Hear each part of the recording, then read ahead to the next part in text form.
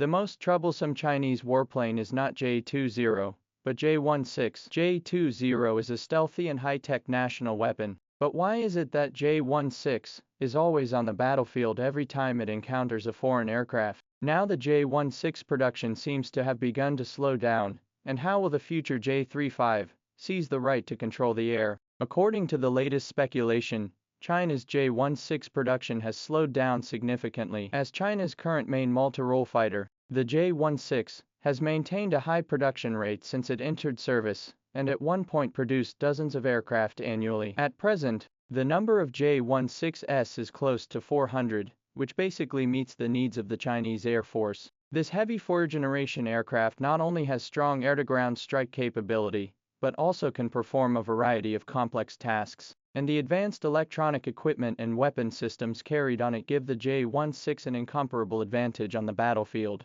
Why is the production of such an important warplane for China slowing down now? The key to the problem lies in the fact that the number of J16s is approaching saturation, and with the number in place, the production rate will naturally slow down. However, this does not mean that the J16 is no longer important, but the demand for this type of heavy multi-purpose fighter is no longer as urgent as before. The future of Xinfei's production center of gravity will be shifted. The most important direction is definitely the J35, but the development and mass production of the J35 seems to be dragging on for a bit too long. The J35 emerged to fill the need for advanced medium-sized fifth-generation aircraft on China's air and sea battlefields, and the shipboard version will be the mainstay of China's carrier-based aircraft. However, the progress of J35 is a bit slow. According to the current pace, J35 is still some time away from mass production, but military demand does not wait for anyone.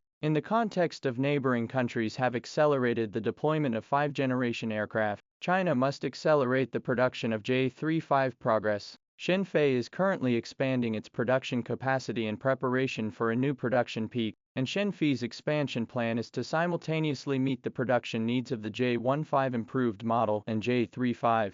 Although the J15 has gradually become outdated, the improved J15T and J15D still have a wide range of application prospects, and the strategic significance of the medium-sized multi-purpose fifth-generation aircraft J35 is even more self-evident. The mass production of J35 will be the top priority in the next few years. Not only does the Air Force need it to upgrade, but also the carrier-based naval forces are waiting for it to enhance their combat capability. It seems that the note of China's fighter jet renewal has come, so don't worry about the slowdown and delay now. It's just a preparation for better and faster development in the future. Now that we have the advanced J20 stealth fighter, but why do the J16 and J11 appear so frequently? This has a lot to do with the J20's golden status. The biggest advantage of stealth fighters is that they are difficult to be detected by enemy radar, so the missions they carry out are of a particularly high level of secrecy. If frequently deployed J20, there is a great risk of exposing its stealth parameters, which is very scary for an aircraft. As long as the enemy grasps the stealth parameters, there is the possibility of being targeted to develop countermeasures, so the J20 from the birthplace is not used as a conventional warplane. As long as the J20 is deployed, it must have a high-value strategic target of taking the enemy's head from thousands of miles away. J16 and J11 don't have these concerns at all. In terms of performance, the difference between them and J20 is only in the enhancement effect, which is already sufficient for interception missions. At the same time, there's no worry about the leakage of stealth parameters. J16 and J11 are heavy fighters. J16 has a strong multi-purpose ability, not only can carry a variety of air-to-air weapons, but also can perform electronic warfare tasks. This kind of multifunctionality can already let J16 in the interception mission easily. Plus the cost of deploying J20 is also much higher than J16. Stealth fighters' maintenance and use of the cost is very expensive. Every flight will consume the stealth coatings. Deploying J20 means that the later maintenance and upkeep will cost a lot of money and time. To deal with those frequent attacks on China's foreign planes, don't use a bullseye to kill a chicken. The J16 is sufficient. What's more, the cost of J16 is low. Not only can it carry out the mission frequently, but also don't need to worry about the high maintenance costs. The electronic warfare capability of J16 is also very high. It can interfere with the enemy's electronic equipment, while protecting its own troops' electronic equipment from attack. Since J16 is so important, why does China continue to develop J35? The J35 is actually an upgraded version of the J20, with the J20 focusing on a strong fighting force and being the stealthy blade of the Chinese Air Force, and the J35 being more of an all-rounder that can be both stealthy and capable of doing the dirty work. As China's second fifth-generation aircraft, the J35 has been tasked with the important mission of forming a high-low pairing with the J20 from the very beginning, with the J20 responsible for kicking down the door and breaking the armor at critical moments, and the J35 responsible for carrying out a variety of tasks on a wider range of battlefields. J35 and J20 design ideas are not the same. J35 is a medium-sized 5th-generation aircraft. Body size and weight are smaller than J20, but this does not mean that J35 is not as good as J20. Combat scenarios are many and varied. Not all the scenarios can be used to fight with a heavy aircraft. The versatility of the medium-sized aircraft and the flexibility of the key to determine the outcome of the war is sometimes. The positioning of J20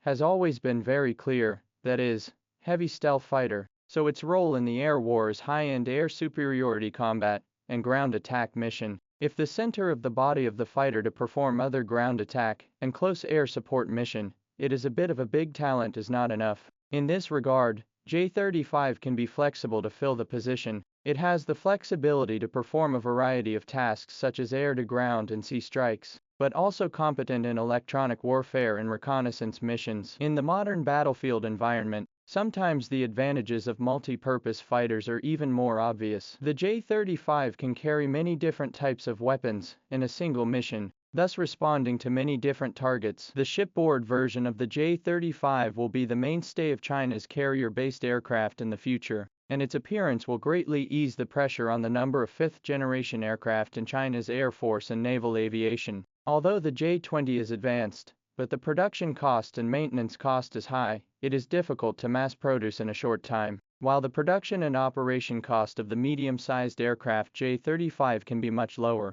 and in the face of the strong industrial readiness to achieve large-scale mass production more quickly. In this way, China's Navy and Air Force will not only be able to equip the fifth-generation aircraft faster, but also form an advantage over neighboring countries in terms of quantity. The advantage of the J35 shipboard version is even more than that of the J20, which is now used on China's aircraft carriers as the J15 heavy carrier aircraft. But the J15 has already appeared to be a bit outdated in the modern combat environment. In terms of stealth performance and information technology combat capability, J15 and the latest 5th-generation aircraft there is an obvious gap. The emergence of the J35 ship version will greatly enhance the combat capability of China's aircraft carrier battle group. Modern naval warfare is not the era of big guns and giant ships, and simple aircraft carriers want to achieve a decisive victory in the naval war, must rely on strong information combat capability.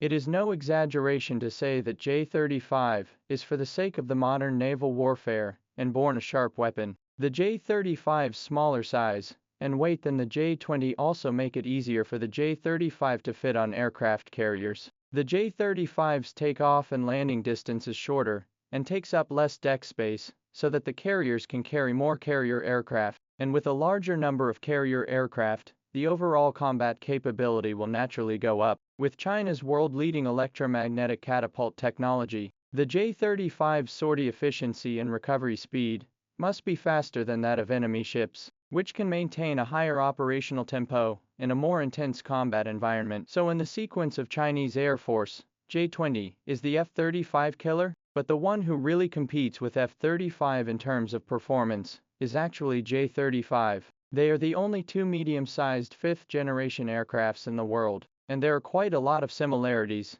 in terms of the design concepts and operational uses. The emergence of the J35 not only makes up for the shortcomings of the J20 in terms of multi-purpose capability and carrier aircraft, but also allows China's Navy and Air Force to dramatically increase the number and quality of its fifth-generation aircraft. According to the current trend, China will definitely mass-produce J35 in the near future, by which time the combat capability of China's Navy and Air Force will step up to a new level. On the battlefield in the future, the J-35 will certainly fulfill its full potential and become an important force in defending China's airspace and territorial waters.